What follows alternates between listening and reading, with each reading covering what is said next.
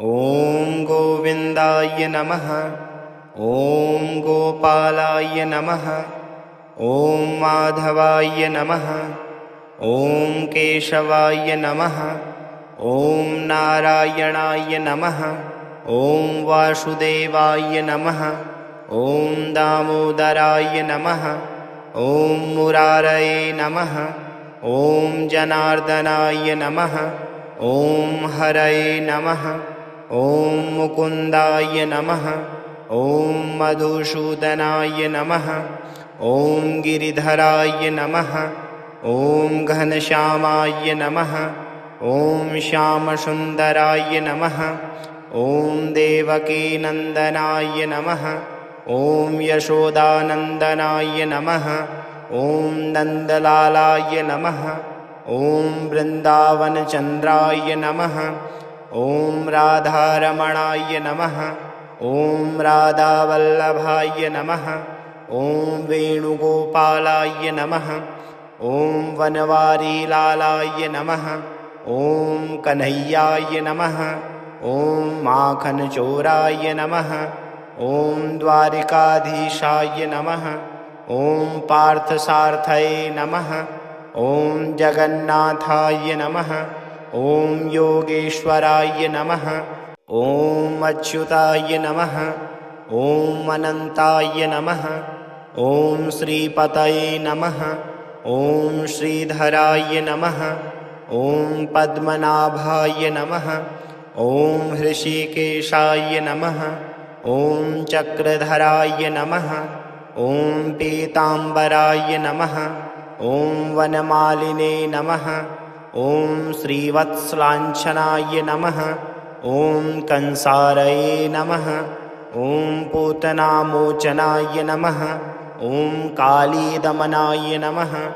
ॐ गोवर्धनधारिणे नमः। ॐ ब्रजनाथाय नमः। ॐ गोकुलेशाय नमः। ॐ गोपीप्रियाय नमः। ॐ रासविहारिणे नमः। ॐ मुरलीधराय नमः। ॐ नवनीतचोराय नमः। ॐ भक्तवत्सलाय नमः। ॐ दीनबन्धवे नमः। ॐ करुणासागराय नमः। ॐ कृपानिधये नमः। ॐ पुरुषोत्तमाय नमः। ॐ आदिदेवाय नमः। ॐ जगदीशाय नमः। ॐ जगदपतये नमः। ॐ परमात्मने नमः। ॐ परब्रह्मणे नमः। ॐ त्रिलोकेशाय नमः। ॐ त्रिविक्रमाय नमः। ॐ वैकुण्ठनाथाय नमः।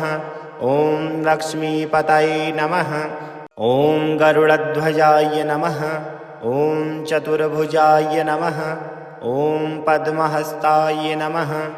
ॐ शङ्खपाणये नमः। ॐ गदाधराय नमः। ॐ चक्रपाणये नमः। ॐ कमलनयनाय नमः। ॐ पीतवाससे नमः। ॐ तुलसीप्रियाय नमः। ॐ सत्यवाचिने नमः। ॐ सत्यसङ्कल्पाय नमः। ॐ विश्वम्भराय नमः। ॐ विश्वरूपाय नमः। ॐ विश्वनाथाय नमः। ॐ जगद्गुरवे नमः। ॐ गीतोपदेशकाय नमः। ॐ अर्जुनसखाय नमः। ॐ पाण्डवरक्षकाय नमः। ॐ द्रौपदीरक्षकाय नमः। ॐ भीष्मप्रियाय नमः। ॐ सुदर्शनाय नमः। ॐ सत्यभामाप्रियाय नमः। ॐ रुक्मणीवल्लभाय नमः। ॐ सुभद्राभ्रात्रे नमः। ॐ उद्धवसखाय नमः। ॐ विदुरप्रियाय नमः। ॐ अक्रूरवरदाय नमः। ॐ योगिनां पतये नमः। ॐ ब्रह्मण्यदेवाय नमः। ॐ धर्मसंस्थापकाय नमः। ॐ अधर्मनाशकाय नमः। ॐ भवभयहारिणे नमः। ॐ मोक्षप्रदाय नमः। ॐ आनन्दरूपाय नमः। ॐ सच्चिदानन्दाय नमः। ॐ नित्याय नमः। ॐ शाश्वताय नमः। ॐ अविनाशिने नमः। ॐ निरञ्जनाय नमः। ॐ सर्वेश्वराय नमः। ॐ सर्वपालकाय नमः। ॐ सर्वकारणकारणाय नमः। ॐ भक्तप्राणाधाराय नमः। ॐ राधाकृष्णाय नमः। ॐ गोविन्दाय नमः। ॐ गोपालाय नमः। ॐ माधवाय नमः। ॐ केशवाय नमः। ॐ नारायणाय नमः। ॐ वासुदेवाय नमः। ॐ दामोदराय नमः। ॐ मुरारये नमः। ॐ जनार्दनाय नमः। ॐ हरये नमः। ॐ मुकुन्दाय नमः। ॐ मधुसूदनाय नमः। ॐ गिरिधराय नमः। ॐ घनश्यामाय नमः। ॐ श्यामसुन्दराय नमः। ॐ देवकीनन्दनाय नमः। ॐ यशोदानन्दनाय नमः। ॐ नन्दलालाय नमः। ॐ वृन्दावनचन्द्राय नमः। ॐ राधारमणाय नमः। ॐ राधावल्लभाय नमः। ॐ वेणुगोपालाय नमः। ॐ वनवारीलालाय नमः। ॐ कन्हैयाय नमः। ॐ माखनचोराय नमः। ॐ द्वारिकाधीशाय नमः। ॐ पार्थसार्थये नमः। ॐ जगन्नाथाय नमः। ॐ योगेश्वराय नमः। ॐ अच्युताय नमः। ॐ अनन्ताय नमः। ॐ श्रीपतये नमः। ॐ श्रीधराय नमः। ॐ पद्मनाभाय नमः। ॐ हृषीकेशाय नमः। ॐ चक्रधराय नमः। ॐ पीताम्बराय नमः। ॐ वनमालिने नमः। ॐ श्रीवत्सलाञ्छनाय नमः। ॐ कंसारये नमः। ॐ पूतनामोचनाय नमः। ॐ कालीदमनाय नमः। ॐ गोवर्धनधारिणे नमः। ॐ ब्रजनाथाय नमः। ॐ गोकुलेशाय नमः। ॐ गोपीप्रियाय नमः।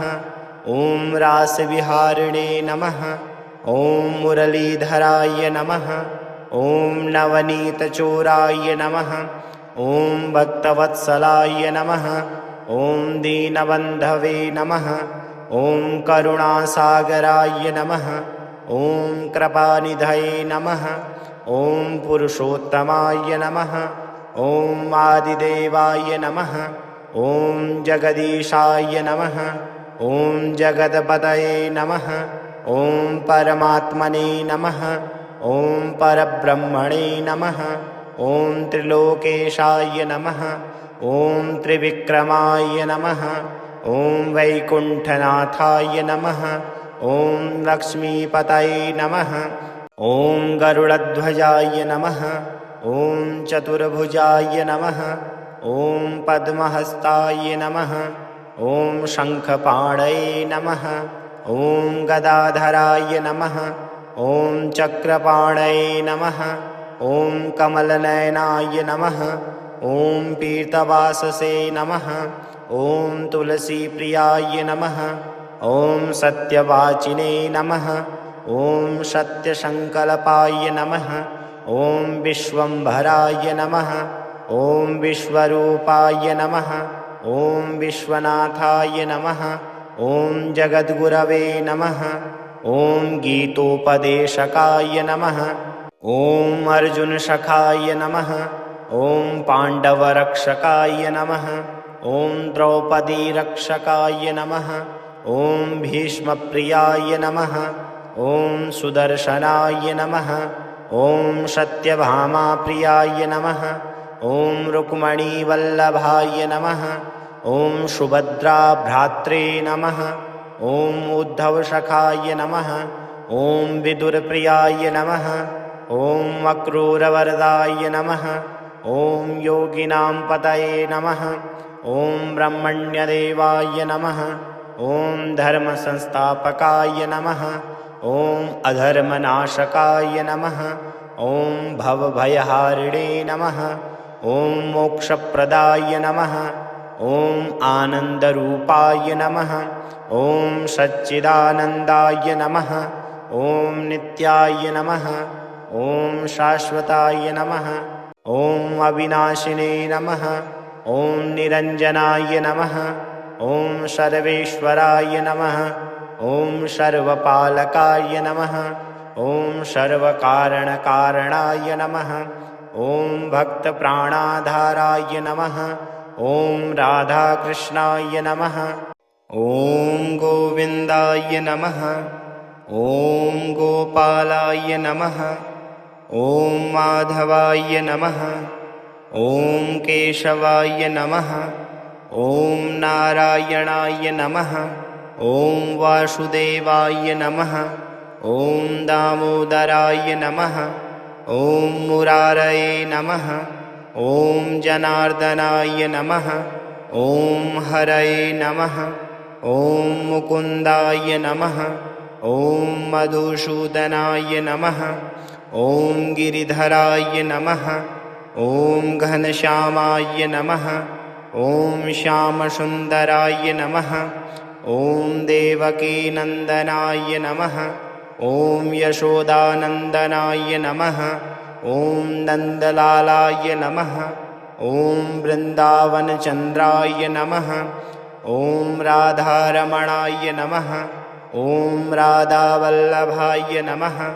ॐ वेणुगोपालाय नमः। ॐ वनवारीलालाय नमः। ॐ कन्हैयाय नमः। ॐ माखनचोराय नमः। ॐ द्वारिकाधीशाय नमः। ॐ पार्थसार्थये नमः। ॐ जगन्नाथाय नमः। ॐ योगेश्वराय नमः। ॐ अच्युताय नमः। ॐ अनन्ताय नमः। ॐ श्रीपतये नमः। ॐ श्रीधराय नमः। ॐ पद्मनाभाय नमः। ॐ हृषीकेशाय नमः। ॐ चक्रधराय नमः। ॐ पीताम्बराय नमः। ॐ वनमालिने नमः। ॐ श्रीवत्सलाञ्छनाय नमः। ॐ कंसारये नमः। ॐ पूतनामोचनाय नमः। ॐ कालीदमनाय नमः। ॐ गोवर्धनधारिणे नमः। ॐ ब्रजनाथाय नमः। ॐ गोकुलेशाय नमः। ॐ गोपीप्रियाय नमः। ॐ रासविहारिणे नमः। ॐ मुरलीधराय नमः। ॐ नवनीतचोराय नमः। ॐ भक्तवत्सलाय नमः। ॐ दीनबन्धवे नमः। ॐ करुणासागराय नमः। ॐ कृपानिधये नमः। ॐ पुरुषोत्तमाय नमः।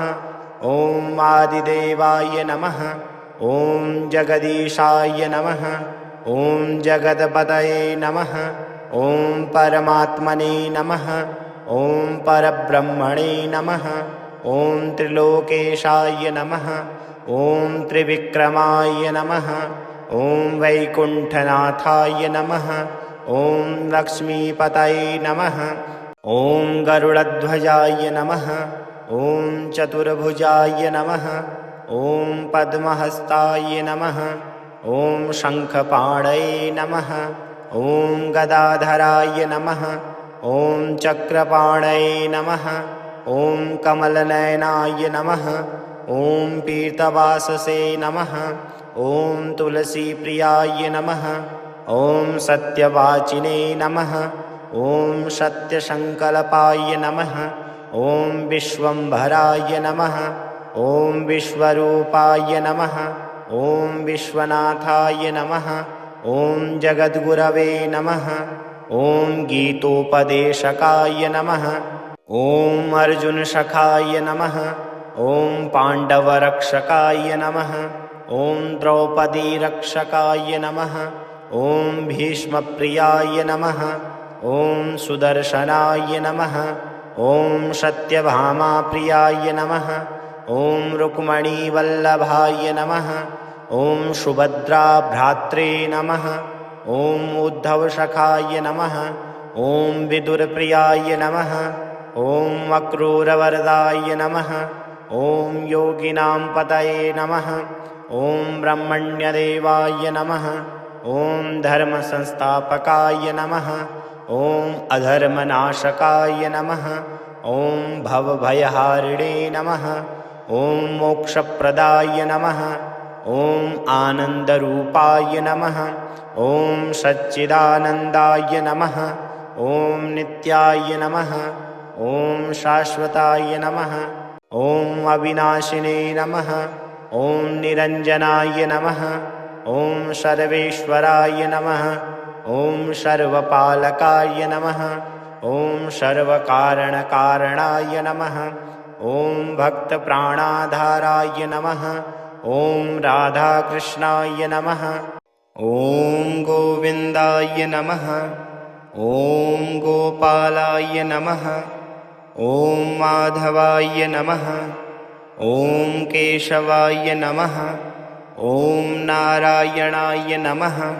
ॐ वासुदेवाय नमः। ॐ दामोदराय नमः। ॐ मुरारये नमः। ॐ जनार्दनाय नमः। ॐ हरये नमः। ॐ मुकुन्दाय नमः। ॐ मधुसूदनाय नमः। ॐ गिरिधराय नमः। ॐ घनश्यामाय नमः। ॐ श्यामसुन्दराय नमः। ॐ देवकीनन्दनाय नमः। ॐ यशोदानन्दनाय नमः। ॐ नन्दलालाय नमः। ॐ वृन्दावनचन्द्राय नमः। ॐ राधारमणाय नमः। ॐ राधावल्लभाय नमः। ॐ वेणुगोपालाय नमः। ॐ वनवारीलालाय नमः। ॐ कन्हैयाय नमः। ॐ माखनचोराय नमः। ॐ द्वारिकाधीशाय नमः। ॐ पार्थसार्थये नमः। ॐ जगन्नाथाय नमः। ॐ योगेश्वराय नमः। ॐ अच्युताय नमः। ॐ अनन्ताय नमः। ॐ श्रीपतये नमः। ॐ श्रीधराय नमः। ॐ पद्मनाभाय नमः। ॐ हृषीकेशाय नमः। ॐ चक्रधराय नमः। ॐ पीताम्बराय नमः। ॐ वनमालिने नमः। ॐ श्रीवत्सलाञ्छनाय नमः। ॐ कंसारये नमः। ॐ पूतनामोचनाय नमः। ॐ कालीदमनाय नमः। ॐ गोवर्धनधारिणे नमः। ॐ ब्रजनाथाय नमः। ॐ गोकुलेशाय नमः। ॐ गोपीप्रियाय नमः। ॐ रासविहारिणे नमः। ॐ मुरलीधराय नमः। ॐ नवनीतचोराय नमः। ॐ भक्तवत्सलाय नमः। ॐ दीनबन्धवे नमः। ॐ करुणासागराय नमः। ॐ कृपानिधये नमः। ॐ पुरुषोत्तमाय नमः। ॐ आदिदेवाय नमः। ॐ जगदीशाय नमः। ॐ जगदपतये नमः। ॐ परमात्मने नमः। ॐ परब्रह्मणे नमः। ॐ त्रिलोकेशाय नमः। ॐ त्रिविक्रमाय नमः। ॐ वैकुण्ठनाथाय नमः। ॐ लक्ष्मीपतये नमः। ॐ गरुडध्वजाय नमः। ॐ चतुर्भुजाय नमः। ॐ पद्महस्ताय नमः। ॐ शङ्खपाणये नमः। ॐ गदाधराय नमः। ॐ चक्रपाणये नमः। ॐ कमलनयनाय नमः। ॐ पीतवाससे नमः। ॐ तुलसीप्रियाय नमः। ॐ सत्यवाचिने नमः। ॐ सत्यसङ्कल्पाय नमः। ॐ विश्वम्भराय नमः। ॐ विश्वरूपाय नमः। ॐ विश्वनाथाय नमः। ॐ जगद्गुरवे नमः। ॐ गीतोपदेशकाय नमः। ॐ अर्जुनसखाय नमः। ॐ पाण्डवरक्षकाय नमः। ॐ द्रौपदीरक्षकाय नमः। ॐ भीष्मप्रियाय नमः। ॐ सुदर्शनाय नमः। ॐ सत्यभामाप्रियाय नमः। ॐ रुक्मणीवल्लभाय नमः। ॐ सुभद्राभ्रात्रे नमः। ॐ उद्धवसखाय नमः। ॐ विदुरप्रियाय नमः। ॐ अक्रूरवरदाय नमः। ॐ योगिनां पतये नमः। ॐ ब्रह्मण्यदेवाय नमः। ॐ धर्मसंस्थापकाय नमः। ॐ अधर्मनाशकाय नमः। ॐ भवभयहारिणे नमः। ॐ मोक्षप्रदाय नमः। ॐ आनन्दरूपाय नमः। ॐ सच्चिदानन्दाय नमः। ॐ नित्याय नमः। ॐ शाश्वताय नमः। ॐ अविनाशिने नमः। ॐ निरञ्जनाय नमः। ॐ सर्वेश्वराय नमः। ॐ सर्वपालकाय नमः। ॐ सर्वकारणकारणाय नमः। ॐ भक्तप्राणाधाराय नमः। ॐ राधाकृष्णाय नमः। ॐ गोविन्दाय नमः। ॐ गोपालाय नमः। ॐ माधवाय नमः। ॐ केशवाय नमः। ॐ नारायणाय नमः। ॐ वासुदेवाय नमः। ॐ दामोदराय नमः। ॐ मुरारये नमः। ॐ जनार्दनाय नमः। ॐ हरये नमः।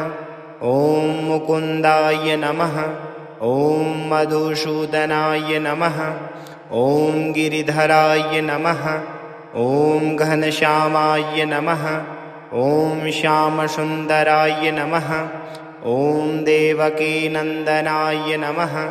ॐ यशोदानन्दनाय नमः। ॐ नन्दलालाय नमः। ॐ वृन्दावनचन्द्राय नमः। ॐ राधारमणाय नमः। ॐ राधावल्लभाय नमः। ॐ वेणुगोपालाय नमः। ॐ वनवारीलालाय नमः। ॐ कन्हैयाय नमः। ॐ माखनचोराय नमः। ॐ द्वारिकाधीशाय नमः। ॐ पार्थसार्थये नमः। ॐ जगन्नाथाय नमः। ॐ योगेश्वराय नमः। ॐ अच्युताय नमः। ॐ अनन्ताय नमः। ॐ श्रीपतये नमः।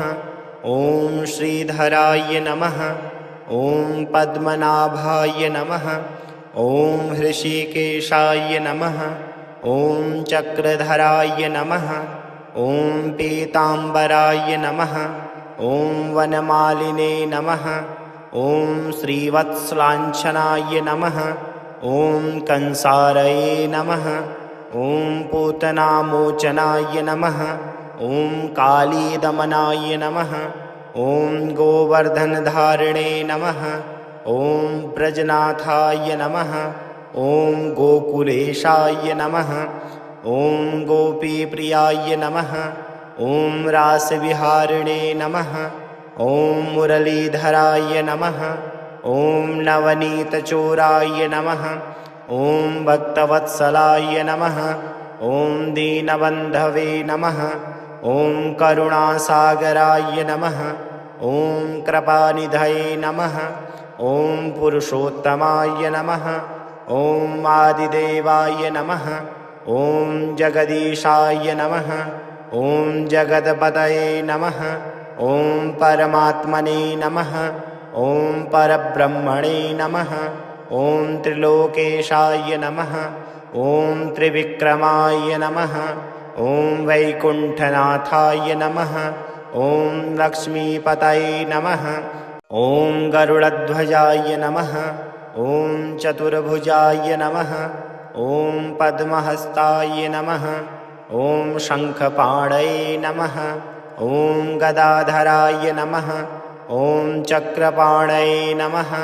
ॐ कमलनयनाय नमः। ॐ पीतवाससे नमः। ॐ तुलसीप्रियाय नमः। ॐ सत्यवाचिने नमः। ॐ सत्यसङ्कल्पाय नमः। ॐ विश्वम्भराय नमः। ॐ विश्वरूपाय नमः।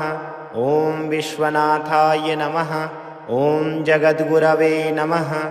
ॐ गीतोपदेशकाय नमः।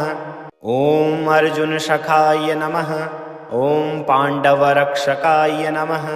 ॐ द्रौपदीरक्षकाय नमः। ॐ भीष्मप्रियाय नमः। ॐ सुदर्शनाय नमः। ॐ सत्यभामाप्रियाय नमः। ॐ रुक्मणीवल्लभाय नमः। ॐ सुभद्राभ्रात्रे नमः। ॐ उद्धवसखाय नमः। ॐ विदुरप्रियाय नमः। ॐ अक्रूरवरदाय नमः। ॐ योगिनां पतये नमः। ॐ ब्रह्मण्यदेवाय नमः। ॐ धर्मसंस्थापकाय नमः। ॐ अधर्मनाशकाय नमः। ॐ भवभयहारिणे नमः। ॐ मोक्षप्रदाय नमः। ॐ आनन्दरूपाय नमः।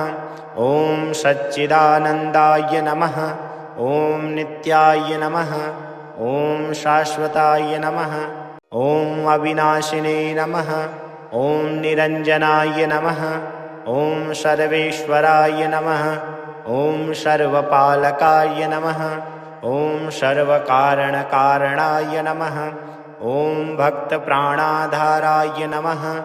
ॐ राधाकृष्णाय नमः। ॐ गोविन्दाय नमः। ॐ गोपालाय नमः। ॐ माधवाय नमः। ॐ केशवाय नमः। ॐ नारायणाय नमः। ॐ वासुदेवाय नमः। ॐ दामोदराय नमः। ॐ मुरारये नमः।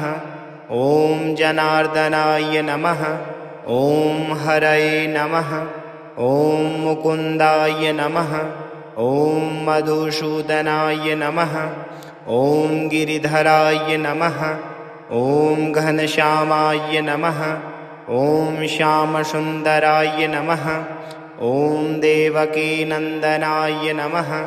ॐ यशोदानन्दनाय नमः। ॐ नन्दलालाय नमः।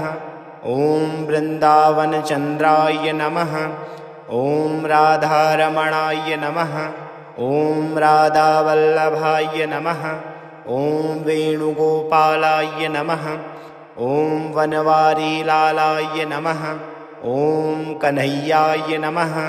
ॐ माखनचोराय नमः। ॐ द्वारिकाधीशाय नमः। ॐ पार्थसार्थये नमः। ॐ जगन्नाथाय नमः। ॐ योगेश्वराय नमः। ॐ अच्युताय नमः। ॐ अनन्ताय नमः। ॐ श्रीपतये नमः। ॐ श्रीधराय नमः। ॐ पद्मनाभाय नमः। ॐ हृषीकेशाय नमः। ॐ चक्रधराय नमः। ॐ पीताम्बराय नमः। ॐ वनमालिने नमः। ॐ श्रीवत्सलाञ्छनाय नमः। ॐ कंसारये नमः। ॐ पूतनामोचनाय नमः। ॐ कालीदमनाय नमः। ॐ गोवर्धनधारिणे नमः। ॐ ब्रजनाथाय नमः। ॐ गोकुलेशाय नमः। ॐ गोपीप्रियाय नमः। ॐ रासविहारिणे नमः। ॐ मुरलीधराय नमः। ॐ नवनीतचोराय नमः। ॐ भक्तवत्सलाय नमः। ॐ दीनबन्धवे नमः। ॐ करुणासागराय नमः। ॐ कृपानिधये नमः। ॐ पुरुषोत्तमाय नमः। ॐ आदिदेवाय नमः। ॐ जगदीशाय नमः। ॐ जगदपतये नमः। ॐ परमात्मने नमः। ॐ परब्रह्मणे नमः। ॐ त्रिलोकेशाय नमः। ॐ त्रिविक्रमाय नमः। ॐ वैकुण्ठनाथाय नमः। ॐ लक्ष्मीपतये नमः। ॐ गरुडध्वजाय नमः।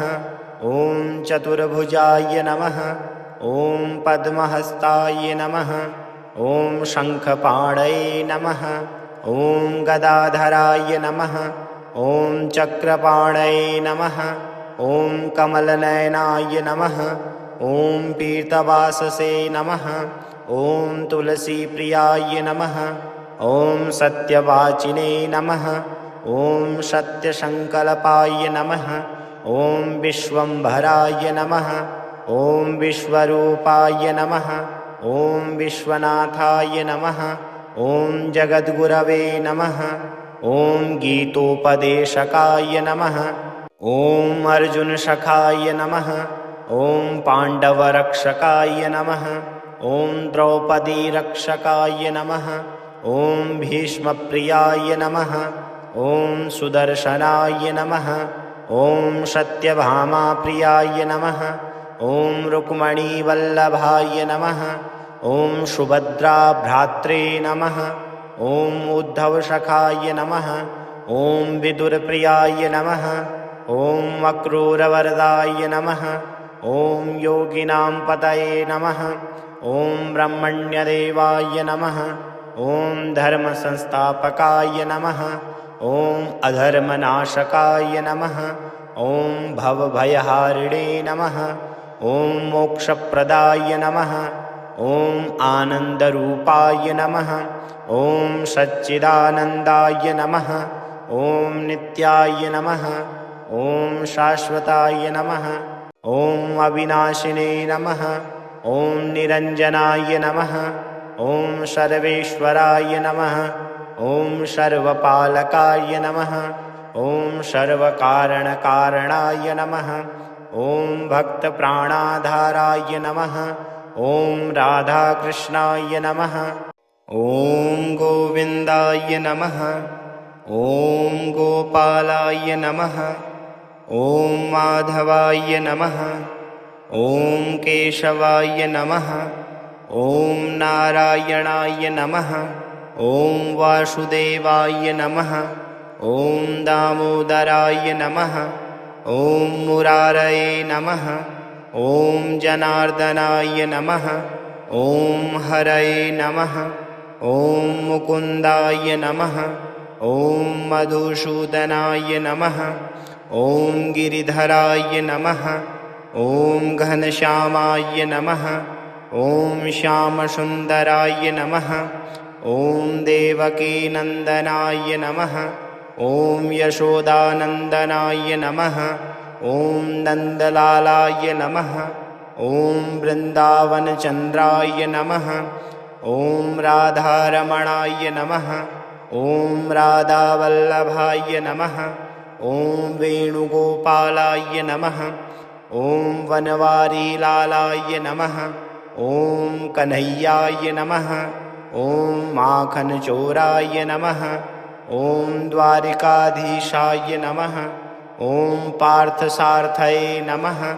ॐ जगन्नाथाय नमः। ॐ योगेश्वराय नमः। ॐ अच्युताय नमः। ॐ अनन्ताय नमः। ॐ श्रीपतये नमः। ॐ श्रीधराय नमः। ॐ पद्मनाभाय नमः। ॐ हृषीकेशाय नमः। ॐ चक्रधराय नमः। ॐ पीताम्बराय नमः। ॐ वनमालिने नमः। ॐ श्रीवत्सलाञ्छनाय नमः। ॐ कंसारये नमः। ॐ पूतनामोचनाय नमः। ॐ कालीदमनाय नमः। ॐ गोवर्धनधारिणे नमः। ॐ ब्रजनाथाय नमः। ॐ गोकुलेशाय नमः। ॐ गोपीप्रियाय नमः। ॐ रासविहारिणे नमः। ॐ मुरलीधराय नमः। ॐ नवनीतचोराय नमः। ॐ भक्तवत्सलाय नमः। ॐ दीनबन्धवे नमः। ॐ करुणासागराय नमः। ॐ कृपानिधये नमः। ॐ पुरुषोत्तमाय नमः। ॐ आदिदेवाय नमः।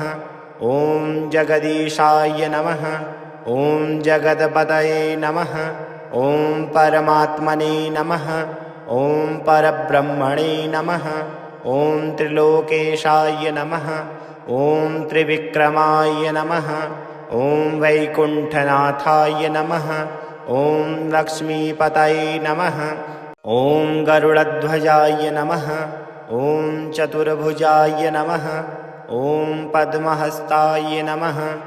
ॐ शङ्खपाणये नमः। ॐ गदाधराय नमः। ॐ चक्रपाणये नमः। ॐ कमलनयनाय नमः। ॐ पीतवाससे नमः। ॐ तुलसीप्रियाय नमः। ॐ सत्यवाचिने नमः। ॐ सत्यसङ्कल्पाय नमः। ॐ विश्वम्भराय नमः। ॐ विश्वरूपाय नमः। ॐ विश्वनाथाय नमः। ॐ जगद्गुरवे नमः। ॐ गीतोपदेशकाय नमः। ॐ अर्जुनसखाय नमः। ॐ पाण्डवरक्षकाय नमः। ॐ द्रौपदीरक्षकाय नमः। ॐ भीष्मप्रियाय नमः। ॐ सुदर्शनाय नमः। ॐ सत्यभामाप्रियाय नमः। ॐ रुक्मणीवल्लभाय नमः। ॐ सुभद्राभ्रात्रे नमः। ॐ उद्धवसखाय नमः। ॐ विदुरप्रियाय नमः। ॐ अक्रूरवरदाय नमः। ॐ योगिनां पतये नमः। ॐ ब्रह्मण्यदेवाय नमः। ॐ धर्मसंस्थापकाय नमः। ॐ अधर्मनाशकाय नमः। ॐ भवभयहारिणे नमः। ॐ मोक्षप्रदाय नमः। ॐ आनन्दरूपाय नमः। ॐ सच्चिदानन्दाय नमः। ॐ नित्याय नमः। ॐ शाश्वताय नमः। ॐ अविनाशिने नमः। ॐ निरञ्जनाय नमः। ॐ सर्वेश्वराय नमः। ॐ सर्वपालकाय नमः। ॐ सर्वकारणकारणाय नमः। ॐ भक्तप्राणाधाराय नमः। ॐ राधाकृष्णाय नमः। ॐ गोविन्दाय नमः। ॐ गोपालाय नमः। ॐ माधवाय नमः। ॐ केशवाय नमः। ॐ नारायणाय नमः। ॐ वासुदेवाय नमः। ॐ दामोदराय नमः। ॐ मुरारये नमः। ॐ जनार्दनाय नमः। ॐ हरये नमः। ॐ मुकुन्दाय नमः। ॐ मधुसूदनाय नमः। ॐ गिरिधराय नमः। ॐ घनश्यामाय नमः। ॐ श्यामसुन्दराय नमः। ॐ देवकीनन्दनाय नमः। ॐ यशोदानन्दनाय नमः। ॐ नन्दलालाय नमः। ॐ वृन्दावनचन्द्राय नमः। ॐ राधारमणाय नमः। ॐ राधावल्लभाय नमः। ॐ वेणुगोपालाय नमः। ॐ वनवारीलालाय नमः। ॐ कन्हैयाय नमः। ॐ माखनचोराय नमः। ॐ द्वारिकाधीशाय नमः। ॐ पार्थसार्थये नमः। ॐ जगन्नाथाय नमः। ॐ योगेश्वराय नमः। ॐ अच्युताय नमः। ॐ अनन्ताय नमः। ॐ श्रीपतये नमः। ॐ श्रीधराय नमः। ॐ पद्मनाभाय नमः। ॐ हृषीकेशाय नमः। ॐ चक्रधराय नमः। ॐ पीताम्बराय नमः। ॐ वनमालिने नमः। ॐ श्रीवत्सलाञ्छनाय नमः। ॐ कंसारये नमः। ॐ पूतनामोचनाय नमः। ॐ कालीदमनाय नमः। ॐ गोवर्धनधारिणे नमः। ॐ ब्रजनाथाय नमः। ॐ गोकुलेशाय नमः। ॐ गोपीप्रियाय नमः। ॐ रासविहारिणे नमः। ॐ मुरलीधराय नमः। ॐ नवनीतचोराय नमः। ॐ भक्तवत्सलाय नमः। ॐ दीनबन्धवे नमः। ॐ करुणासागराय नमः। ॐ कृपानिधये नमः। ॐ पुरुषोत्तमाय नमः। ॐ आदिदेवाय नमः। ॐ जगदीशाय नमः। ॐ जगत्पतये नमः। ॐ परमात्मने नमः। ॐ परब्रह्मणे नमः। ॐ त्रिलोकेशाय नमः। ॐ त्रिविक्रमाय नमः। ॐ वैकुण्ठनाथाय नमः। ॐ लक्ष्मीपतये नमः। ॐ गरुडध्वजाय नमः। ॐ चतुर्भुजाय नमः। ॐ पद्महस्ताय नमः। ॐ शङ्खपाणये नमः। ॐ गदाधराय नमः। ॐ चक्रपाणये नमः। ॐ कमलनयनाय नमः। ॐ पीतवाससे नमः। ॐ तुलसीप्रियाय नमः। ॐ सत्यवाचिने नमः। ॐ सत्यसङ्कल्पाय नमः। ॐ विश्वम्भराय नमः। ॐ विश्वरूपाय नमः। ॐ विश्वनाथाय नमः। ॐ जगद्गुरवे नमः। ॐ गीतोपदेशकाय नमः। ॐ अर्जुनसखाय नमः। ॐ पाण्डवरक्षकाय नमः। ॐ द्रौपदीरक्षकाय नमः। ॐ भीष्मप्रियाय नमः। ॐ सुदर्शनाय नमः। ॐ सत्यभामाप्रियाय नमः। ॐ रुक्मणीवल्लभाय नमः। ॐ सुभद्राभ्रात्रे नमः। ॐ उद्धवसखाय नमः। ॐ विदुरप्रियाय नमः। ॐ अक्रूरवरदाय नमः। ॐ योगिनां पतये नमः। ॐ ब्रह्मण्यदेवाय नमः। ॐ धर्मसंस्थापकाय नमः। ॐ अधर्मनाशकाय नमः। ॐ भवभयहारिणे नमः। ॐ मोक्षप्रदाय नमः। ॐ आनन्दरूपाय नमः। ॐ सच्चिदानन्दाय नमः। ॐ नित्याय नमः। ॐ शाश्वताय नमः। ॐ अविनाशिने नमः। ॐ निरञ्जनाय नमः।